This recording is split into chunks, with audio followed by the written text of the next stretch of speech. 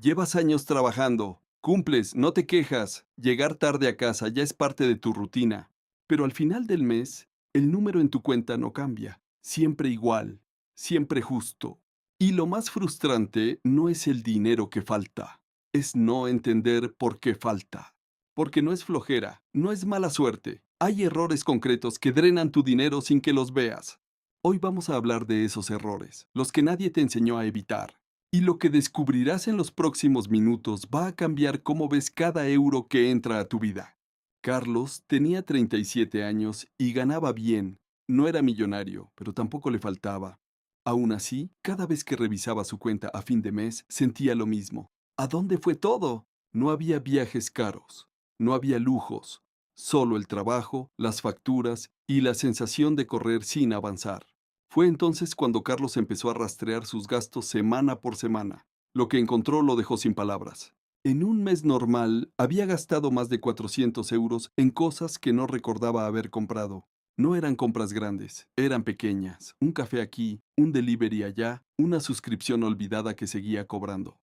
Carlos pensó que tenía un problema de ingresos. Lo que tenía era un problema de visibilidad. No sabía a dónde iba su dinero. Y lo que no ves, no lo puedes controlar. El problema no era cuánto ganaba, era cuánto dejaba escapar sin darse cuenta. Hay una diferencia enorme entre ganar poco y perder mucho. La mayoría confunde las dos cosas. Según datos del Banco Central Europeo, más del 60% de los hogares en España no tienen ningún colchón financiero para emergencias. No porque la gente gane poco, sino porque nadie les enseñó a retener lo que gana. El primer error es el más común y el más silencioso: no pagarte a ti mismo primero. La lógica de la mayoría es esta: primero pago todo y lo que sobra lo ahorro. El problema es que nunca sobra nada. Siempre hay algo: el médico, el coche, un cumpleaños, una avería. El ahorro queda para después. Y ese después nunca llega.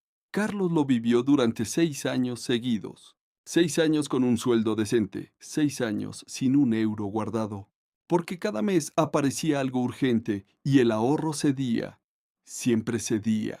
La solución no es esperar que sobre, es separar antes de gastar. El día que llega tu nómina, el 10% sale directo a una cuenta separada. Automático, sin pensarlo. Si ganas 1.800 euros al mes, son 180 euros que salen ese mismo día, antes de pagar cualquier otra cosa. En 12 meses tienes más de 2.000 euros guardados sin haber sentido que sacrificaste nada importante. Carlos tardó 3 semanas en animarse a programar esa transferencia automática. Le parecía demasiado. El primer mes lo canceló a mitad de quincena porque tuvo un gasto inesperado, pero el segundo mes lo dejó correr, y el tercero, y al final del cuarto mes revisó esa cuenta. Había 720 euros guardados. Nunca antes había tenido eso. No en esa cuenta, no en ninguna. ¿Y sabes qué descubrió Carlos cuando empezó a hacer esto? Que nunca extrañó ese dinero. Su cerebro simplemente lo eliminó del presupuesto disponible. Lo que no ves, no lo gastas. El cerebro humano gasta lo que tiene disponible. Es un mecanismo de supervivencia mal adaptado al mundo moderno. Si ves el dinero en tu cuenta, lo gastas. Si no lo ves, te adaptas a vivir sin él. Por eso la automatización funciona, no porque seas más disciplinado, sino porque eliminas la decisión. Y cuando eliminas la decisión, eliminas la tentación. ¿Y sabes cuál es la parte más curiosa de todo esto? La mayoría sabe que debería ahorrar. El problema nunca fue la información, fue el sistema.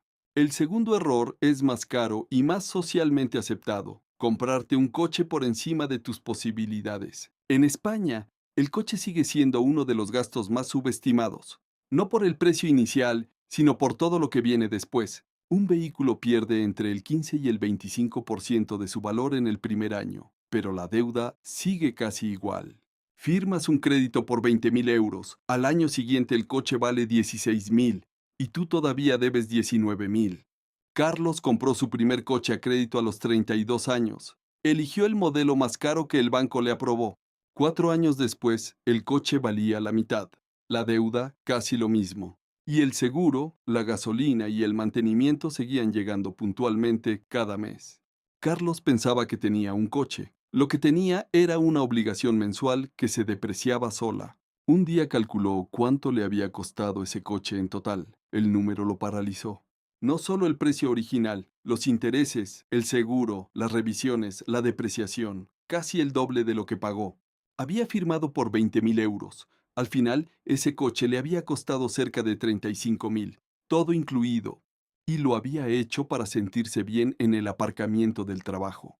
Hay una regla que los expertos en finanzas repiten: el valor total de tus vehículos no debe superar el 50% de tu ingreso anual. Si ganas 24.000 euros al año, tu coche no debería valer más de 12.000 en total. Suena radical, pero funciona. El coche que compraste para sentirte bien no es un activo, es un pasivo con motor y con matrícula. Y cada mes que pagas la cuota, estás financiando algo que vale menos que ayer. El tercer error vive en tu cabeza, no en tu cartera: la mentalidad de escasez. Todo está muy caro. No llego a fin de mes. Los ricos tienen suerte. Frases que parecen inocentes, pero programan tu relación con el dinero. La mentalidad de escasez no pregunta cómo puedo lograrlo, se detiene antes de intentarlo. Ve una oportunidad y lo primero que piensa es: no es para mí, no es mi momento, no tengo lo que hace falta. La mentalidad de abundancia funciona diferente. No ignora los obstáculos, los rodea. No pregunta si puede pagarlo hoy, pregunta qué necesita hacer para poder pagarlo mañana. Carlos rechazó una inversión a los 34 años porque sentía que no tenía suficiente para entrar. Tenía el dinero, pero el miedo habló primero. 5 años después, esa inversión valía 4 veces más. No lo torturaba el dinero perdido. Lo torturaba entender que el dinero no había sido el problema. El miedo sí. Un cambio pequeño pero poderoso. En lugar de decir no puedo pagarlo, di todavía no puedo. ¿Qué necesito para poder? Esa pregunta activa una parte diferente del cerebro, la parte que busca salidas, no la que levanta muros. Hay investigaciones en psicología conductual que muestran que el estrés económico constante reduce la capacidad de tomar buenas decisiones. No porque la persona sea menos inteligente, sino porque el cerebro bajo presión busca alivio inmediato, no soluciones a largo plazo. Es un círculo. La escasez genera estrés, el estrés genera malas decisiones, las malas decisiones generan más escasez. La salida no es ganar más de golpe, es cambiar el punto de partida mental, y eso cuesta 0 euros. Lo que viene ahora es el error que más le costó a Carlos, y es el que menos gente menciona. Durante años, Carlos creyó que su problema era el sueldo, que si ganara más, todo se resolvería. Entonces le dieron un aumento del 20%, y 6 meses después seguía exactamente igual de apretado. ¿Qué había pasado? Que sus gastos habían crecido al mismo ritmo que su ingreso. Coche más nuevo, piso más grande, restaurantes más caros, mismo resultado: cero ahorros, cero inversiones. Esto tiene nombre: inflación de estilo de vida, y destruye más patrimonios que cualquier crisis económica. No es que estés gastando mal, es que cada vez que ganas más, tu definición de vivir normal sube junto con el ingreso. Carlos lo entendió cuando hizo la comparación. Con el sueldo de 3 años atrás, vivía bien. Con el sueldo actual, bastante mayor, vivía igual de apretado. Algo no cuadraba, y ese algo tenía un nombre. Hizo los números. En 3 años su sueldo había subido casi 500 euros al mes, y su cuenta corriente tenía exactamente lo mismo que antes. Cada euro extra que había ganado había encontrado un gasto a su medida, como si el dinero supiera a dónde ir antes que él. La riqueza no es lo que gastas, la riqueza es lo que no gastas y pones a trabajar. El millonario no siempre tiene el coche más caro, tiene el fondo de inversión que no enseña en redes sociales. Esto es exactamente lo que Carlos hizo mal durante 4 años seguidos, y lo peor es que ni siquiera lo veía como un error. El cuarto error es no tener metas financieras concretas. Quiero ahorrar más. No es una meta, es un deseo. Una meta tiene número y tiene fecha. Quiero tener 5.000 euros ahorrados en 12 meses. Es una meta. Eso se puede calcular, planificar y ejecutar. Quiero ahorrar más. Es una intención que desaparece la primera semana de enero. Sin una meta específica, el dinero no tiene dirección. Y el dinero sin dirección simplemente se gasta. No con mala intención, solo se va en pequeñas cosas que en el momento parecen completamente razonables. La psicología tiene un nombre para esto: el efecto de la intención de implementación. Escribir una meta con fecha dobla la probabilidad de cumplirla. No es motivación, es mecánica. El cerebro trata diferente lo que está escrito de lo que solo está pensado. Carlos lo aprendió a los 38 años. Escribió su primera meta financiera real en un papel, no en una app, en un papel.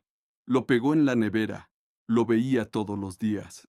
La meta era concreta, 6.000 euros en 14 meses. Eso significaba apartar unos 430 euros cada mes. No era fácil, pero era posible. Y tener ese número visible todos los días cambiaba algo profundo.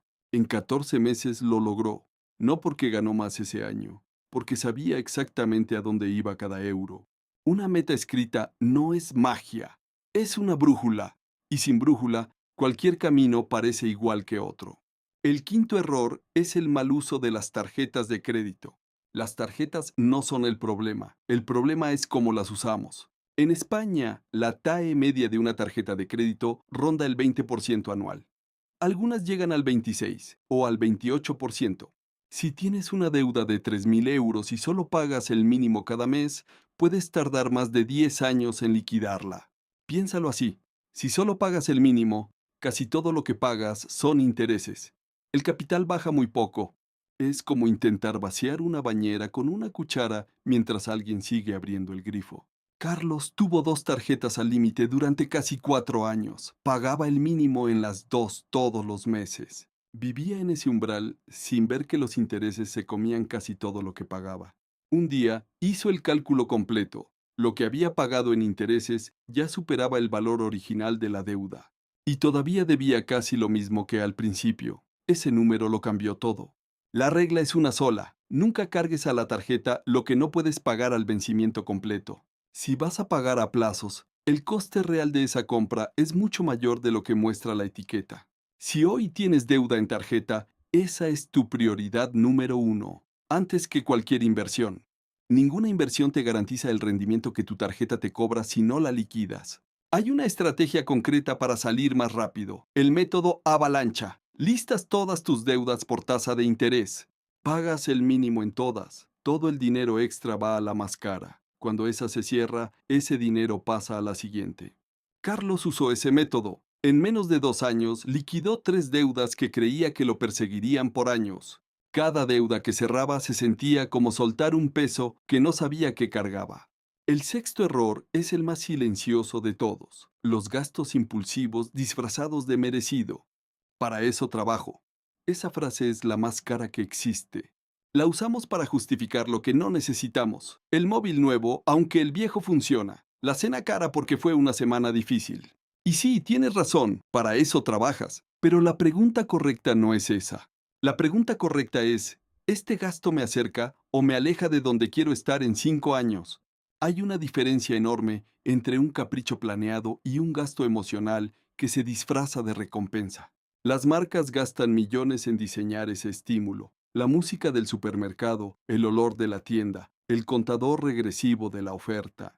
Todo está calculado para que tu cerebro diga sí antes de que puedas pensarlo. Carlos empezó a aplicar una regla simple. Cualquier compra no esencial por encima de 50 euros esperaba 48 horas. Si después de 2 días seguía queriéndola, la compraba. Si no, ya no la necesitaba. En 3 meses, esa regla le ahorró más de lo que esperaba, sin sacrificar nada que de verdad le importara. Solo eliminó el ruido, los impulsos que se disfrazaban de necesidades urgentes. Ahora hablemos de lo que puedes hacer esta semana, no el próximo mes, esta semana. Porque el problema de la mayoría no es no saber qué hacer, es no empezar nunca. Primero, abre una cuenta de ahorro separada hoy, una que no esté vinculada a tu cuenta corriente principal, que no sea fácil de tocar, que tenga fricción. Esa fricción es intencional y es tu aliada. Segundo, programa una transferencia automática del 10% de tu próxima nómina para ese mismo día de cobro. No esperes a ver qué sobra. Decide antes. Esa sola decisión cambia la trayectoria de tus finanzas. Tercero, escribe una meta financiera con número y fecha esta semana. Una sola meta. Ponla en un lugar que veas todos los días. La nevera, el espejo del baño, la pantalla de tu móvil. Cuarto, si tienes deuda en tarjeta, haz la lista hoy. Todas las deudas, todas las tasas de interés. Ordénalas de mayor a menor coste. Ataca la más cara primero con todo el dinero extra que puedas. Quinto, revisa tus suscripciones activas este mes. Apps, servicios, membresías. Cancela todo lo que no hayas usado en los últimos 30 días. Ese dinero silencioso se acumula más rápido de lo que crees. Sexto, cuando llegue tu próximo aumento, decide antes de recibirlo qué harás con ese extra. La regla del 50-50. La mitad va a ahorro o inversión. La otra mitad mejora tu calidad de vida, sin culpa. Séptimo, la próxima vez que vayas a hacer una compra impulsiva, para un momento, pregúntate, ¿esto es lo que quiero o es lo que siento ahora mismo? Son dos cosas muy distintas. Puede parecer que son muchos pasos, pero no hace falta hacerlos todos a la vez. Elige uno esta semana, el que más te resuene. Empieza ahí. No necesitas ser experto en finanzas, no necesitas un máster ni un asesor. Necesitas un sistema simple, automatizado y consistente, y eso lo puede construir cualquiera. Y cuando dices que no tienes tiempo para pensar en tus finanzas, para un momento, y piensa en esto. 10 minutos a la semana revisando tus gastos es más que suficiente para empezar a tomar el control real de tu dinero. No necesitas horas, necesitas constancia. Y esa constancia con el tiempo cambia todo. Eso no es privarte, es construir y disfrutar al mismo tiempo. Y es exactamente lo que separa a las personas que acumulan patrimonio de las que solo acumulan un estilo de vida más caro. No solo es por ti, es por los que dependen de ti, los que te van a necesitar estable dentro de 10 años. Esa estabilidad no se improvisa, se construye con decisiones pequeñas tomadas hoy. Hace 10 años, Carlos no tenía nada guardado. Hoy tiene un fondo de emergencia, una inversión que crece sola y 3 deudas cerradas. No porque ganó más, porque empezó a ver el dinero diferente. Carlos tardó casi 2 años en aplicar todos estos cambios. No los hizo de golpe. Fue uno, a su ritmo, con sus tropiezos. Y aún así, funcionó. La clave no es la perfección, es la dirección. Cada decisión que tomas hoy en favor de tu estabilidad financiera se acumula. No lo ves en un mes, lo ves en 3 años. Carlos aprendió que el problema nunca fue el dinero, fue cómo lo veía. Que los mismos ingresos que tuvo durante años podían haber construido algo sólido, si hubieran tenido dirección. No tienes que hacer todo a la vez. Un paso esta semana, uno la siguiente. Así se construye algo real. Despacio, en orden, sin dramatismo. La pregunta no es si puedes mejorar tus finanzas, la pregunta es ¿cuándo decides empezar? Y si estás viendo este video, ya tomaste el primero. Si hay un error de esta lista que sientes que te describe, escríbelo en los comentarios. No para juzgarte, para que sepas que no eres el único que lo cometió y que hay salida. Y si conoces a alguien que necesita escuchar esto, mándale este video. A veces, la información correcta llega justo cuando más se necesita.